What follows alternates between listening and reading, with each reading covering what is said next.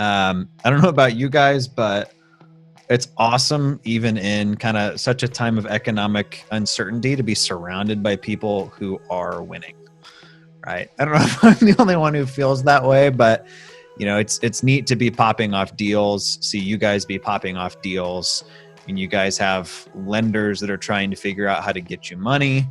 We have members that have been with us for a while now, like John Neal, who've popped off their first deal, which is, I think, a minor win compared to some family wins as well. So I'm going to hop into these wins first off. So the fact of the matter is, regardless how I feel about anything, I had a $20,000 deal close yesterday. Despite what's going on in the economy, the guy still bought it, still thought it was a great flip. And if I'm being blunt, I thought he was overpaying before things exploded, right? So the fact of the matter is, sellers are still calling us. We've rescheduled some appointments with some coffers, right? Like, you don't sound too good, we're going to push this back. So Adam Dobrinick got his first deal. Also, dad is cancer-free, so that's awesome. Steve Ulig got deals number 1, 2, and 3.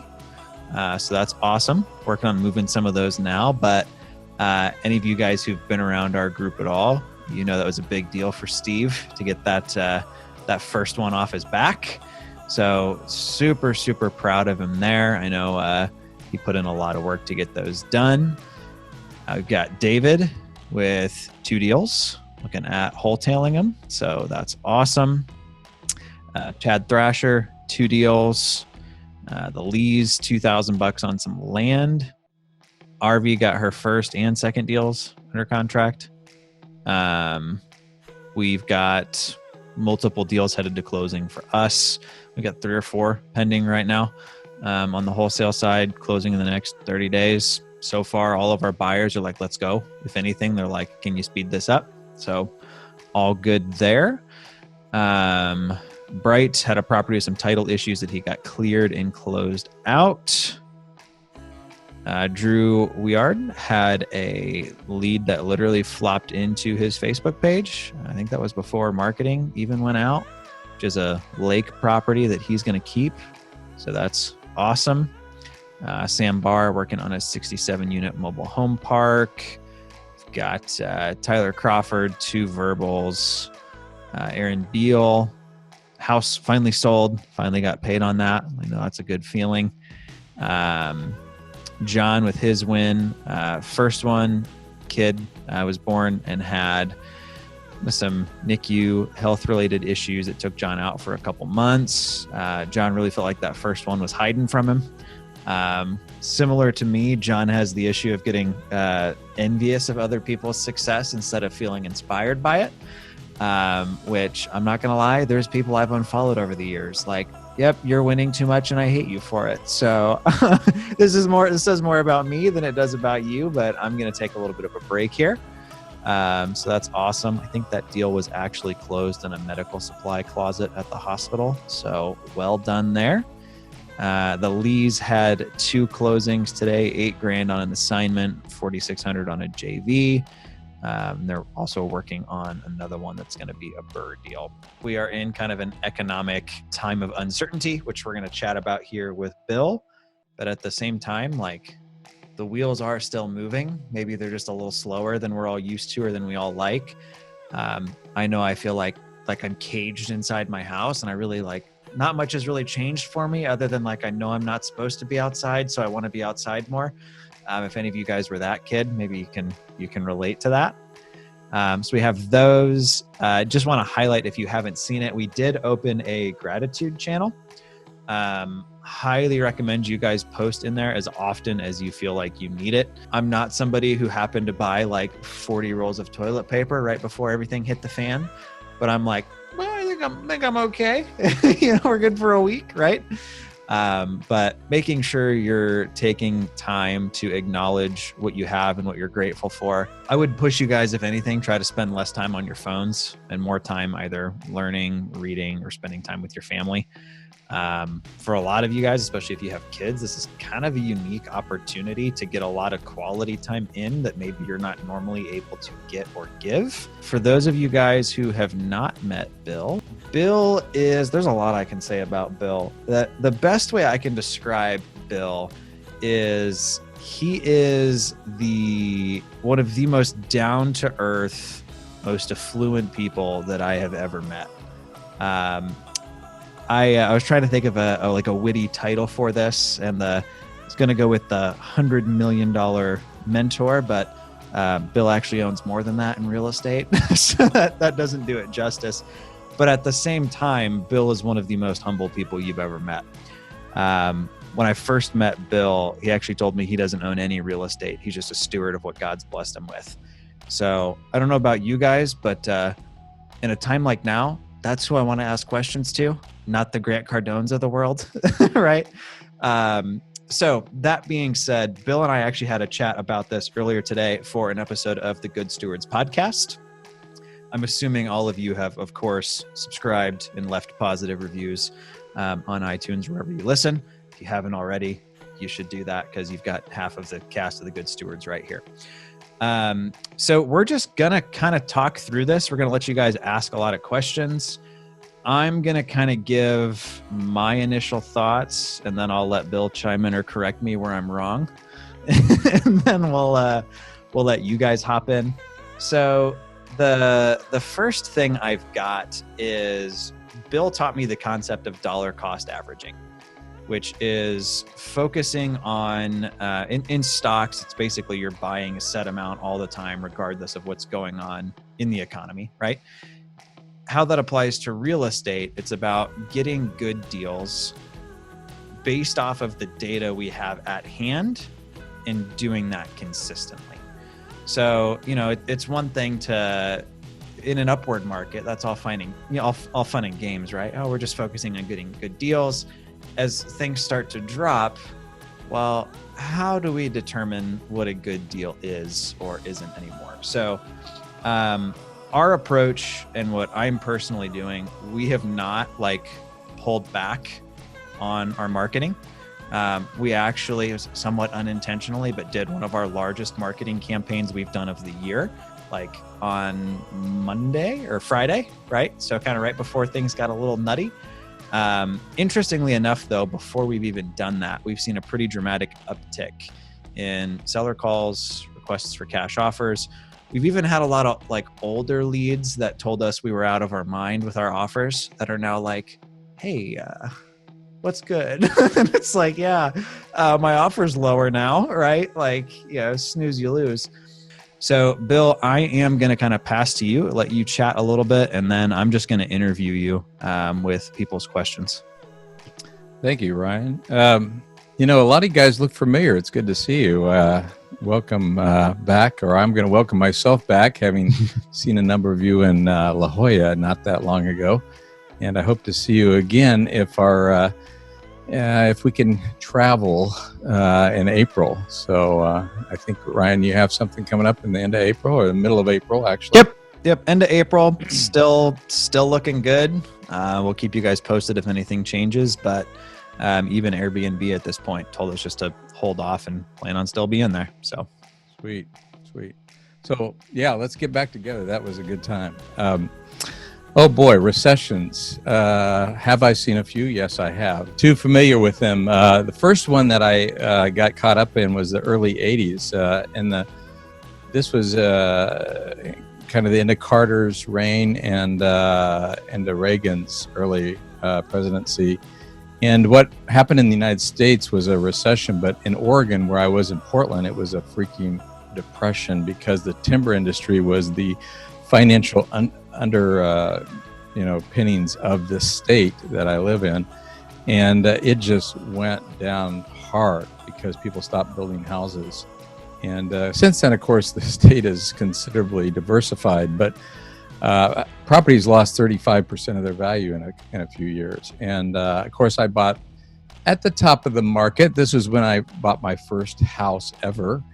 And, I watched things roll downhill. And I was fortunate to get out of Dodge. I moved to Eugene in 1986, downstate, about halfway down the I-5 corridor. And, without too many losses, I was fortunate. I bought 4 properties. I had sold 3 of them by then. The last one I kept. But in Eugene, then it took me 3 years to restart because I was so burned. I knew the power of real estate. I loved looking at an amortization table in particular and seeing the principal paid down every month and the implications of that going forward over the long term. I could tell. I wasn't a mathematician, but it wasn't too hard to figure that out, that every month you gain more value in a property, even if it's staying still in terms of its value, or even if it's going down potentially. So I understood the value of real estate. It was just like, oh, that was such a difficult experience. And it took me getting hepatitis when you get in a restaurant, flat on my back for 2 weeks, looking at the ceiling. And at that point, I was a campus pastor. I had done kind of real estate on the side, but I only owned that one property in Portland at that time. And I said, I don't know, can I do this thing again? Can I pick myself literally off the bed? I crawled into the bathroom and back. By the way, I had plenty of toilet paper, so that was nice. It was a rough restart for me, and it was all because of a national recession, and in Oregon, virtually a depression. The next one came in the Great Recession of 2007 and 2008. And in that one, I basically had to change my buy and hold strategy to a flip strategy. And I ended up between 2007 to 2010, probably flipping somewhere between 100 and 150 houses. I never figured that out, how many, but a lot. And we virtually didn't make any money, if you can imagine that. And the reason is it just kind of kept us afloat. And I hated to do that because I'm really a buy and hold investor at heart. But every month, properties were basically going down in value, so you couldn't hold on to them. You had to unload them. And the difficult thing in that recession was that the lending markets got frozen. So buyers, even though they wanted to buy, they couldn't get a loan to buy. You'd have to have 2 appraisals on properties, and all kinds of things were going on that made the lending market and selling properties difficult. So that squeezed out your profits essentially because of that. So now we're in the third one that I've experienced. There's people who have experienced more of them, but this one is just, out of the pit of hell, basically, I think. Not to say that Wuhan, China is that, but in some ways these meat markets where this virus came from, should have been understood to have the ramifications that it did. But we are where we are, essentially, and the world is suffering as a result of it. So what do we do is the question. What do you do as a real estate investor? If you're new and relatively new, like how many are into this about a year, would you say, as a real estate investor? Okay. You're actually in the best situation you can possibly in because you haven't made any large commitments at this point. So just be thankful. That's something you can put on the gratitude table, that I'm new and I don't have a lot out there at stake. Okay, maybe your job is at stake because you're in an industry that is closing down, and that's a rough go for sure. But in terms of, there's so many people who own multiple lots. There's so many people who are in projects that are going to get stymied because they're builders, they're developers, and that's always the end of real estate that gets hammered the worst in a downturn is the developers and the builders, because that's a product that you have to do something to make, and then you don't know what it's going to be worth, and lending can dry up really easily right in the middle of a project. We've got a 38-unit complex in Portland that we're trying to build, and Friday we meet with the contractor and finalize building plans, but the lending market is freezing up now. It's an affordable property, so it's kind of in a different category, and it's kind of complicated. I won't jump into that, but it's kind of like, oh my gosh, are we not going to be able to build this thing now? And that means how many jobs are not going to be created as a result of us having to draw back and not put our capital out there and move ahead. it's a good project, but it might be a bad environment, and that's heartbreaking for me, on many levels, just because of the folks that need paychecks all the way around, and we need to have our money deployed in a good project that'll return, a good return as well. So everybody on the food chain, and this, like I said, this is a black swan event, which if you've read Nissim Taleb, he's written a book called The Black Swan. Basically, it's a 9/11 event. Nobody anticipated it, come out of nowhere kind of thing. There's no model for this. There's no I can kind of figure this out. It just is, and we deal with it one day at a time. I would encourage you to resist depression, resist kind of getting in a puddle, and keep on that gratitude train, keeping right out, because hey, we have enough to eat, we have enough to keep ourselves upright, and we'll find a way to get out of this together. So I would be happy to talk a lot more about our business, about what I think about it. We've got some questions here that I'll dive into. Yeah, sure. I think will lead to some good conversation. I'm going to take the first one just because I've talked to a lot of other people that are dealing with this. So Josh asked, interested in hearing about what we should expect from hard money lenders, their stance, their approach, and what will change. So the big thing I've seen and heard is a lot of them are still lending. They're just reducing their loan to value by 5 to 10%, depending on your track record. So, if you were getting 75 or 80%, they may be down to 70, or, even 65 if they're being super conservative. But overall, most of them are still lending from what I've heard. Also, from what I've heard with some of the cash out refinances, some of the Lima One, Finance America types, they're still doing deals. They're just kind of being cautious and feeling it out as it goes. Bill, do you have any other take on that? Yeah, we've got a number of things going on. We got 44 houses in Dallas that we're trying to refi. We paid for all the appraisals already. We're not sure about the lender. An apartment complex in Eugene that's a slam dunk. The lender came back to us and said, well, we're not doing apartments right now. Even that, basically we're worried about the economy right now. Obviously, it was the underlying message to us. So yeah, lending, that's the big thing, because banks are trying to protect themselves. Lenders are trying to protect themselves. Hard money lenders, everybody's trying to protect themselves. We probably have, I don't know, Ryan, we have together in stewardship, we have somewhere around 70 private lenders right now. And, we've got numerous calls from them kind of to talk them off the ledge. We certainly don't want them to all of a sudden all call their funds, which they couldn't do anyway because we have longer term agreements with them. But because we've worked up a lot of goodwill over the years, I don't see them doing that, but they're nervous. They're wanting to protect their cash position, and we're having to have lots of conversations. We have, adequate cash reserves. I mean, we can't go for 3 years without getting a rent check for sure. So nobody's impenetrable, but we're trying to, they're first on the list to get paid, by the way. So, and they know that we've never missed a payment in 30 years. So we're not about to start doing that now, but you're going to get calls, and lending is going to tighten up. That's just the bottom line. If you don't have a lot of private lenders, it might be a little harder to talk through what you're wanting to do in terms of this particular property that you either want to flip, wholesale, or wholetail, or buy for a buy and hold, and then do the BRRRR method and come around and refinance with a bank. So yeah, it's going to be harder. It's going to be difficult. The terms are going to be worse, most likely, for us as investors. But if the deal is good enough, the terms can still be worse, and it could still be a great deal and worth pursuing.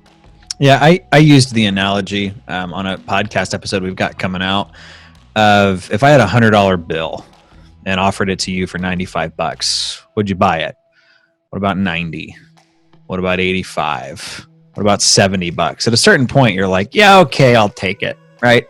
That's just kind of how this works. It's just figuring out what that new normal is a property that was $100, last week. Is it $97 this week? or is it 80? And that's why we're really taking this kind of on a day-by-day piece.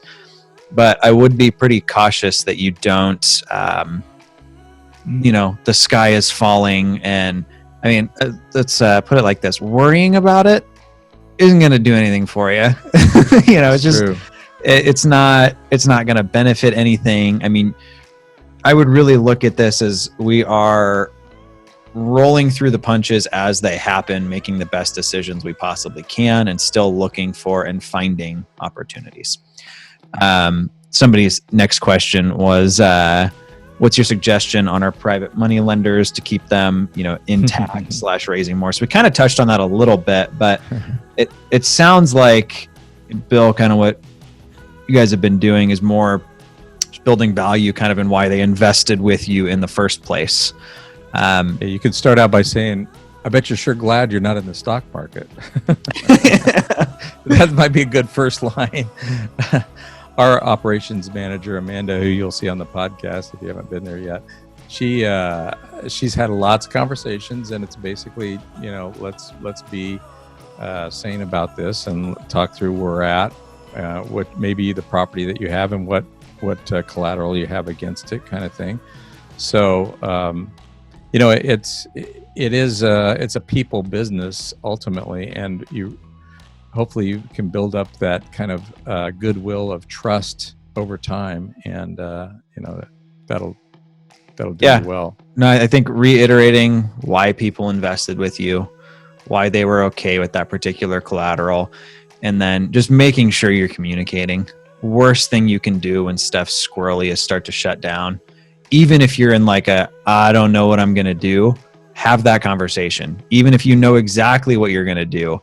I've got one like wholesale out there that closes on Tuesday. And I'm like, yes, like appraisals are in, final commitment from the bank is in. There's just some odds and ends we're tacking up.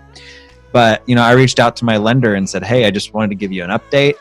This is the most up-to-date information I have. Everything still looks good. Obviously, there's no guarantees or anything, but it's looking like you'll be getting paid back on Tuesday. And he comically took like a loan on a stock portfolio to fund the deal, which now his stock portfolio is worth a lot less. So he's kind of in like a weird spot with it. But you just want to make sure that you're communicating, not shutting down, which I think is kind of our tendency when we don't know what to do or when we're kind of freaking out. So, we had a guy who was kind of freaking out, tried to get a hold of Amanda. She was actually indisposed at the moment. This person called our office, and the gals kind of emailed it to us and said, what should I tell them? I said, well, call them back and tell them that Amanda will be available. Then they emailed back and said, well, I called them back, but I didn't get a hold, so I left a voicemail. I said, well, then turn around and text them and tell them you left a voicemail, and that Amanda will get a hold of them in a couple hours to talk this through with them. It's like overabundance of communication and reassurance kind of thing.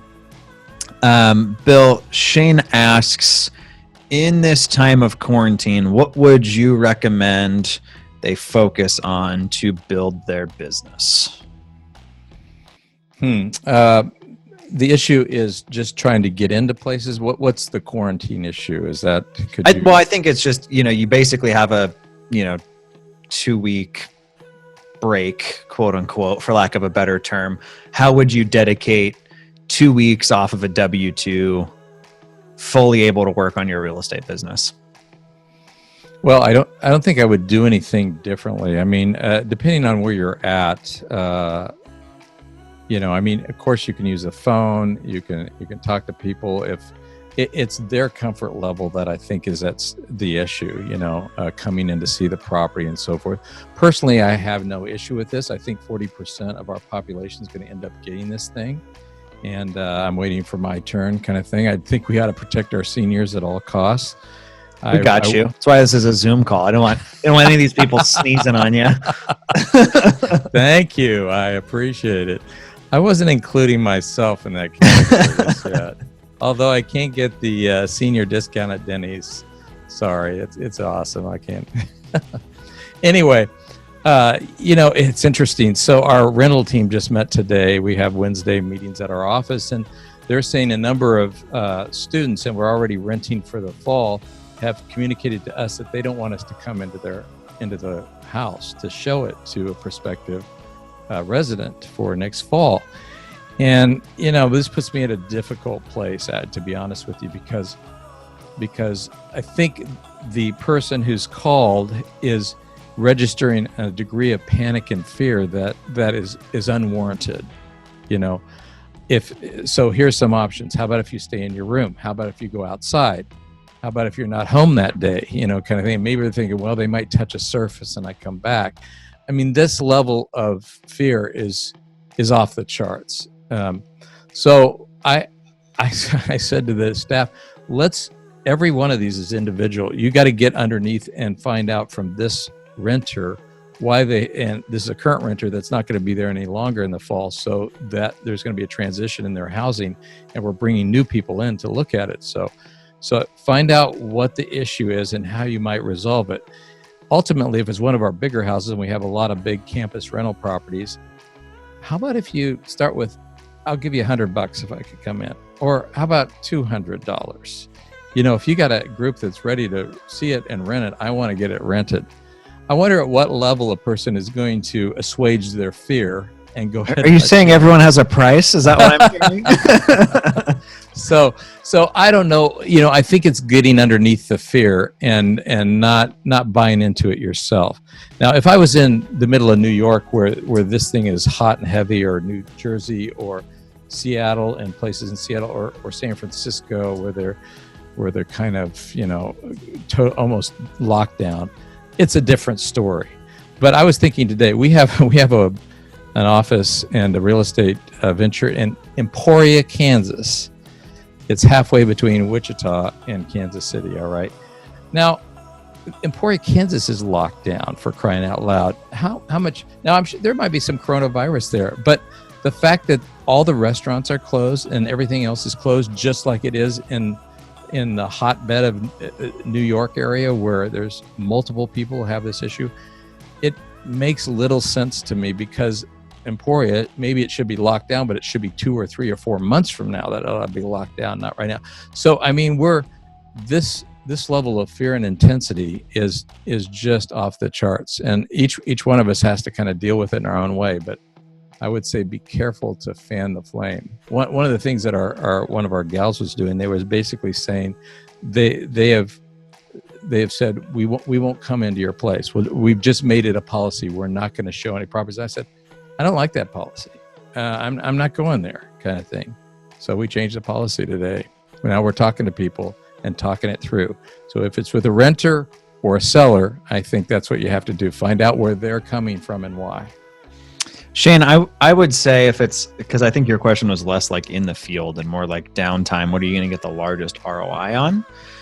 I would say really focus on honing up your data and having your game plan in. It's once the kind of health concerns ease, it's going to be go time. I mean, that's really where I think we're going to know what the new bottom, or it may not even be the bottom, what the new price point is. And as investors, it's our job to go get deals below that price point. So, I would be doing things like figuring out where you're marketing to, who you're marketing to, ordering stuff, ordering supplies. I mean, guys, we just re-upped today, on 20,000 new custom mail pieces for us, because it's like, not going anywhere, right? It's kind of like if you're in real estate investing, if this is a path or something you've chosen to do, first off, there's, other than maybe owning DoorDash or Charmin right now, there's not really another business I'd rather be in. You're already on the ride, so you might as well prepare for when it's go time again. So that would be just kind of my advice on that, Shane. I'm happy to give you more pointers on that, but I would say using it to make sure your systems are up, running, tested, and like ready to go. That's what I'm doing. That's what I'm recommending. And again, we're still marketing. We have a really big campaign that once we're in the clear, I've got 34,000 people I want to market to. So, do with that what you will, but that's what I'm doing. Mark says he just closed on a flip on Friday, trying to get it remodeled and back on the market as fast as possible. Any thoughts on a backup exit? Bought for 192, budget of 70. Before kind of all of this, the ARV he was expecting was 350,000. So it sounds like he's going to be in for basically 260, probably 270 with holding costs and everything. Feels like I should work on a backup exit strategy. This is only my second flip, but I do currently have a significant amount of my liquid cash tied up. So my first thought, Mark, would be to potentially list it as is, as it sits, if you're that worried about it, and see if you can get any cash offers on it as is. What about you, Bill? I think that's good. It's always good to have a backup plan. And of course, in these times, it's really good. And most of our backup plans would involve potentially renting it if you can't get it sold, kind of thing. So I would be careful about over rehabbing this thing.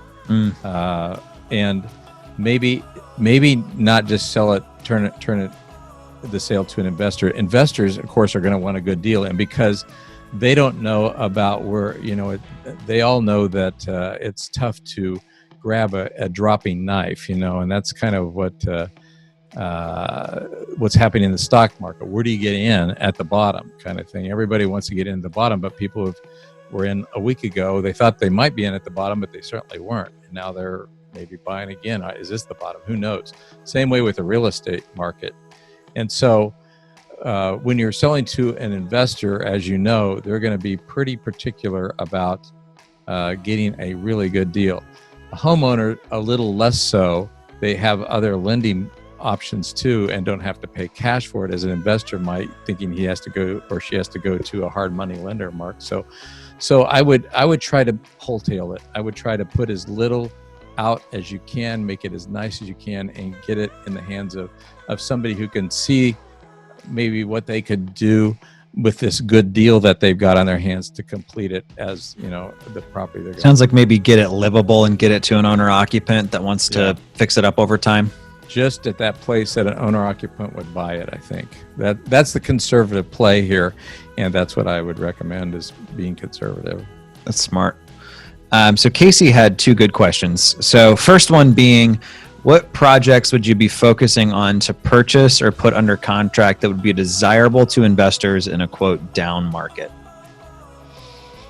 Well, I think there's a lot of investors out there that cash flow is always desirable. If they can see, a solid rental property, then they're going to be interested in it. I mean, why not?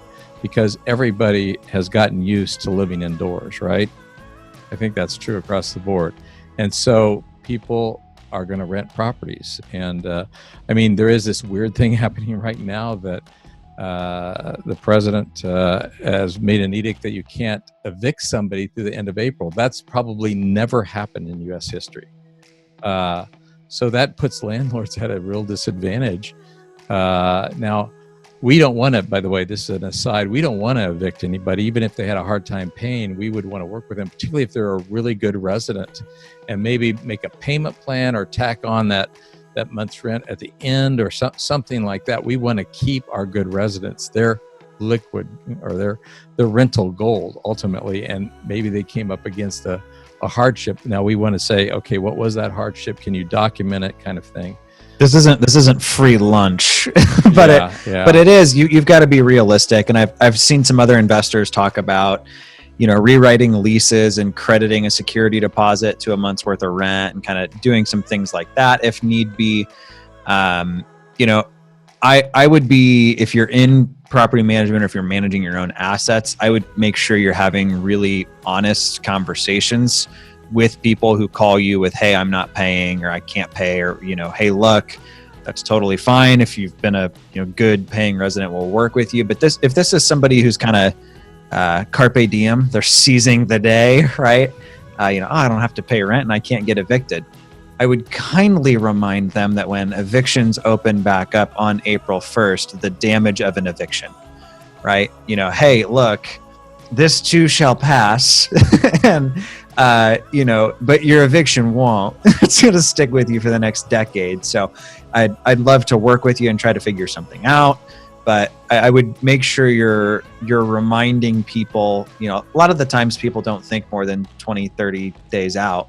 So if you have somebody that you feel like is gaming the system, I wouldn't be afraid to have that blunt conversation with. Bill, I think you brought up a really good point, and that's really focusing on metrics like the cash on cash return, the return on investment on deals. So, I would say the past year or two, a lot of the focus has been on the equity, right? Mm-hmm. Hey, property's worth, ARV 400, but you can pick it up for 3.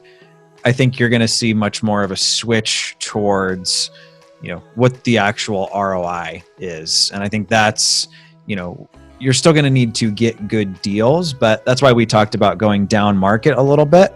There's an area in Indianapolis that $35,000 to $50,000 buys you $700 to $900 a month in rent, 3-bedroom, 1-bath, 1,000 square foot block building. Landlords love this stuff, right? Pushing the return as opposed to like the appreciation to the equity, I think is going to be pretty important. Casey also asked, is this a time that you would try to lean up in household and business expenses? And if so, how lean? I'll let you take that one. If you want to lean up your own expenses. Yeah, is now a time that you would be I think I got lowering overhead. So I drive a 2007 Mercedes 350 ML. Probably the worst Mercedes ever built. It's an SUV that has both a cassette player in it and a CD if you want that option. It's also built on a truck frame. I'll pull up a picture just because it's worth. Bill told me the first time I met him that he'd pick me up in his Mercedes, and I've never, I think, had expectations met so poorly before in my entire life. I bought it for $6,000. That'll give you an idea, and it's got a branded title on it. All right, that's my main ride, other than a 2005 Thunderbird I bought for $11,500, which also has a salvage title, correct? So I'm all about low expenses. I mean, I'd rather not put a penny in a depreciating item, other than toilet paper, which I now rent out I guess we stopped that rental program now that I think about it. Anyway, I think your whole, and by the way, I got the bug early on when I had to, use every dollar wisely to build up the buy and hold business that I was committed to building up. And that got into my blood at such a level that it's really hard for me to buy a depreciating item at this point. And certainly a car off of a lot is a depreciating item. So I'm all about, being careful about expenses. It's not going to change my experience in life to have a 2017 Mercedes SUV, so as long as this thing runs, I'm good. Another car I own is actually a 1995 Ford Explorer. It's happened to be sitting in Kansas City, where we have one part of our business. And when I'm in Kansas City, that's my ride. It was totaled about 2 years ago by an intern working for us. And I got the $2,250 out of it. So I actually own the car kind of free and clear in the sense I've not had to put a dime into it. But the passenger side door in the back doesn't quite close all the way. You really got to ram it shut. It's just how it is, It keeps the rain out in Kansas City, and I'm good with that. Okay, so I think Bill's saying on unnecessary stuff, definitely yes. What do you think about? I mean, you and I had a talk, Bill. I think it was on Friday. Where you were wanting more marketing going out the door. So on the business standpoint, I mean, I think how I've been doing it and treating it is really just we're going to continue to be consistent and try to figure out what that new bottom looks like and make sure we're still getting in front of people. What are your thoughts on the business side? Yeah, okay. I think that you don't want to stop, a dead stop kind of thing. You want to keep marketing out there. You want to keep looking for that really good deal. Otherwise, you won't find it if you're not aggressive. Of course, you want to put in a more conservative ARV into your matrix. You want to be careful about buying anything you can't turn around and rent. I would have that as a criteria at this point. Like, okay, my fallback position is I could rent this and at least break even, kind of thing. So if you're going to do a flip right now, make sure it's something that could cash flow. And I think the general thought is you really want to have a business that's kind of transactional right now on new acquisitions. Yeah, I would say because cash is king in this environment. It just truly is, and people have their leveraged out there, and maybe developers could be seriously leveraged and have things that won't come together. That's just a crippling thing in your business. So, now it's too late, to be honest, to deleverage very easily. So you kind of pick up the pieces where you're at now, and you just say, okay, tomorrow I'm going to make the best decision I can make in terms of this deal coming across my desk. And being the most conservative, of course, is wholesaling it. So you're never on the hook other than maybe the earnest money, and you get longer times for closing. That's the most conservative. I encourage many of you to stay in wholesaling. Wholetailing would be next. And again, I'd be able to wholesale at a level that you think somebody would say, yeah, this is definitely worth it. And if the rent is there, then it that increases worth dramatically in terms of its sale price. Yeah, no, I mean, we've got a wholesale that we're getting ready to do. And I think the reason we're pretty comfortable moving forward with it, ARV prior to everything getting weird was 210. We got it for 140. Doesn't really need anything. It's owner occupant, move in. So I'm pretty comfortable we'll turn a profit. I don't think I'm going to make the 40,000 I was expecting, but I'd be surprised if we don't pull 20, 25 on it. But the one thing about that property is it is a condo, and that's probably the thing to be most cautious about, because condos get whacked the hardest in a downturn. So, we're evaluating that a little bit day by day, I would say, with Ryan. I just have one under contract for 210. It's a house, a 3-bedroom, 2-bath that's in a good location, good neighborhood. Easily could have sold for retailing it for 300. Now I don't think so. So I'm kind of thinking, well, okay, what am I going to do with this? Am I going to go back to the seller and say, I'll buy it, but it has to be 200? I need a little bit more shaved off. That's called retrading. I don't love doing that, but I think they might want to sell it bad enough they would do that. And given the circumstances, I think it's a legitimate request. Ryan and I have another property in Eugene, actually, that we have under contract to have $10,000 earnest money down on it. And boy, it was a sweet deal when we got under contract. The people can't actually sell it till August 1st because they're moving to Arizona. And we got it for $357,500. The house 2 houses down sold for $479,000, and it's just a few square feet larger, very similar kind of house. But there's a house across the street that's similar that now they're lowering the price on that house. And, I just know this house is not going to have that cushion in it that it used to. So I'm thinking about maybe going back to the sellers and saying, okay, you're not going to sell till August, or you can't sell till August. We wanted you to sell earlier. Now we don't, because we want to see how the lay of the land. And I'm potentially open to walk away from $10,000 earnest money if I have to. But what I'd rather do with you is something creative. And that's if we could maybe do something together where we put it on the market now and see if we could sell it together and maybe even split the profits that way. And that keeps us out of the line of fire of, maybe, losing a lot on this property, which I don't think we would do. But, you're making those judgment calls, and you just have to make them the best you can. Drew asks how much lag we should expect before we see deals with better margin with people's motivation escalating.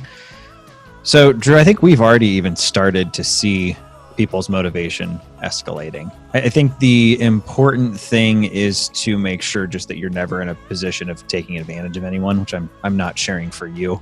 we're going to share this video with some other people. So I just wanted to make sure we're touching on that of, we're not using fear as a manipulation tool to get better deals, but we are being realistic about it of, hey, the landscape is now changed, right? I think if you've got an absentee owner that's a little bit less liquid than they want to be right now, and they have particularly a vacant or a property that they were, quote, remodeling themselves or whatever, I think you're going to have people that are going to want to liquidate some of that stuff. I think it's really going to be about having a buyer's list and touching base with that list and figuring out, hey, are you still buying? And what are you looking for? Right? I mean, now I think while, socially we're being told to stay inside more, is I think a time socially we want to be more outward connected to our market of touching base with, I've called all my competitors this week. Hey, what are you guys seeing? Anything I need to know about, right? Here's what I'm seeing, right? We're doing the same thing with our buyers, people that typically maybe I just email or text blast a deal to. We're picking up the phone and, hey, how's everybody feeling? Okay. You still buying? You selling? Kind of what are you thinking? And I think it really is going to be the people that are looking to buy, just going to find them stuff to sell them, right? So Drew, I don't really expect much of a lag there. I think depending on how long it goes, you may see that intensify some more of people like, no, I really just want this thing gone. So I'm in a large group of investors that you've got to be doing at least $1 million a year in revenue to be in it. And the average guy does closer to 2.5 or 5.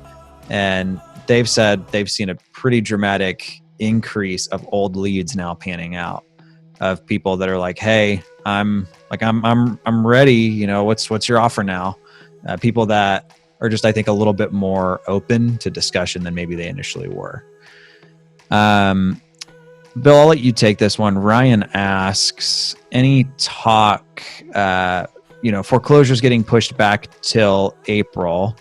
Well, I guess I can take this one because I'm getting more calls than you are. So Ryan, we're really not hearing that as an excuse of like my foreclosure got delayed, so, I'm going to wait it out or anything. That being said, it's not super often that we get a ton of calls that are like, hey, it's foreclosing on this date. People are always going to procrastinate, right? Most people that call me that have like a tax auction scheduled, Bill had one of these last week. The guy called him, it was like 4 hours before the auction and was like, what can you do, right? Which we won't get into because we don't have a ton of time left, but I would say they're always going to procrastinate. Let's see. Drew asks, people you're going to be flexible with, should you have something in writing? Absolutely. You absolutely have to have your policies in writing as a landlord unless you're trying to get sued for fair housing violation type stuff. So, ours is basically historically, if we haven't been posting notice on them, if there hasn't been, more than one other payment arrangement, that's somebody we're much more inclined to work with. Versus a no-go for us is, if it's somebody that we were posting on every single month before already, right? Like so I would absolutely figure out what your criteria for that is going to be and have that in writing. That's just kind of a good, cover your own rear. Mm-hmm. Bill, I'm gonna let you start with this one and then I'll hit up on the back end of it. But Casey says, my wife, who's more conservative than I am, is in kind of a constant state of panic. What should the conversation look like in the house to reassure them, make them feel safe, while being honest with where things are at? Well, that's a challenging question, I would say. Spouses can be at really different places when it comes to that. And I think it's just acknowledging that, trying to have really open lines of communication, not forcing your hand either direction, saying, okay, this is the best relationship is a compromise. And that might mean that neither one of us are totally satisfied with the direction we go. I'd like to go a little faster and farther, and you want to go a lot slower and not as far. So I think, that's a relationship you got to protect. I've seen things go sideways when it's not protected. So that's the paramount priority there. But at the same time, I think the mutual respect means that you respect both people's opinions and positions, and that's where I hope you end up. Yeah, I mean, I know with me and my wife, Casey, because it sounds like this is probably more fear related, just with kind of what's going on, quote, outside, right? We've just been kind of blunt with each other of, like I'll be, like checking the news and she's like, hey, you did that like an hour ago. I'm like, yeah, okay, you're right. I'm swimming in this too much, right? Or, I'll be like, hey, you've been on Instagram a lot. It's not a super great place right now. Maybe let's take a break, right? Or, hey, let's do something other than watch TV, or if, the news is on, shutting it off, that kind of thing. And I mean, honestly, we just kind of walked through that gratitude list together. I mean, we got the all clear that her grandpa's cancer free last week. Huge blessing. You guys don't know this yet. Might as well tell you now. I found out I'm staying in the United States, which is good. We didn't know where the Navy was going to be sending us. Pensacola, Florida, for any of my Florida people. You guys will be able to see me a little bit more often. So, we found that out, and that's good news. Financially, we have enough reserves that, if this does go a month or two, we're fine. So I think really just kind of walking through that list of what's important and what still is, and, trying to stay out of that place of, well, what could be, what could happen, what's going on. Like, you obsessing about it isn't, and this is not how I'd phrase this to your wife, but like ruminating on like the worst case scenario isn't going to help anyone. So, Dusty has a 2-unit. He's refining, says loans are tough. Interest rates in the 5.5 range. Do you see it going up? I'll let you take that one, Bill. You know more about interest rates and recessions than I do. Yeah. Well, generally interest rates are going down. And the reason is because the Fed rate went to 0 essentially, and that's the rate 0 to 0.25%. That's a rate that the Fed loans out to banks, and then the rate on top of that is basically their margin of profit that they make as they reloan the money. So the lending, if you can get the loan, it's a pretty good rate. Now, again, rentals are probably the most risky for banks in lending. Homeowners are still going to lend at a better rate than a rental, and you just have to deal with that. I guess you call around, you find the best rate you can get. I was talking to a guy today who in Florida actually, and he was telling me about or we were talking through what kind of loans you can get, and when between your first 4 to 8 loans, you can get a Fannie Mae or a Freddie Mac loan, and they may go up to 10 loans. And those are much better because you can lock in a 30-year loan fixed rate at a pretty low percentage and often with a low down payment. Now, the environment's gotten a little shaky. I don't know what's shaking out with that. After you get 10 loans, though, in your name, you have to go to a different product, and that's borrowing using a commercial loan to borrow on residential property. So, I think it's shopping around. The only real relationship banks have, you really don't have a relationship with a bank anymore. They want you to put their funds in their bank if they start loaning you money, and they call that a relationship. So they're not cutting any good deals. It's really a commodity. Loans are kind of a commodity in this day and age. So you find the best rate and term you can get with a bank that'll close. That's as good as you can do. Yeah. So I would definitely not be opposed to shopping around, but that's also not a horrible rate on a cash out refinance. So that's not bad at all. No, Josh, Josh, you're in Seattle. Marketing's going to go out, but getting the foot in the door is going to be trickier. So yeah, man, you're probably going to need to go the angle of making offers on properties sight unseen based off the condition they're telling you about. And I'd throw in a longer inspection contingency. Hey, maybe it's a 60-day close and you have a 30-day inspection. And I mean, this is a really good time to use technology. Hey, do you have an iPhone? Cool. Can you FaceTime me and give me a tour? Let's plan on getting an inspector out there sometime in the next, few weeks. This kind of stuff settles down. But for now, that's absolutely the angle I'd be going. I'll share with you guys kind of like a price per square footage thing that a friend of mine sent me of how they're doing all their virtual stuff. So you guys can look at that. Basically, it's $1 per square footage figure based off the condition. So I think you're going to need to do more of that. And I think, we're even open to it in Indianapolis if we need to.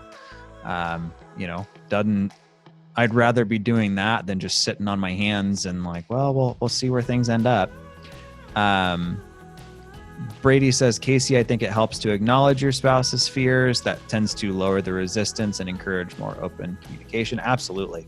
Yeah, just like Casey, you're a pretty smart dude. So obviously you're not going to just outright like invalidate them. But hey, I totally see, where you're coming from. I've actually felt kind of that way too. Here's what I'm looking at though, or here's kind of what I'm thinking or feeling. So guys, we'll kind of wrap there. Bill and I are going to do more of these. Some of them we may even do live on Facebook or Instagram, just to kind of answer questions. I would say you guys are in a great place being in this community, and that we're going to give you the no BS play-by-play. You want to know how many people don't pay me in April? I'll tell you, right?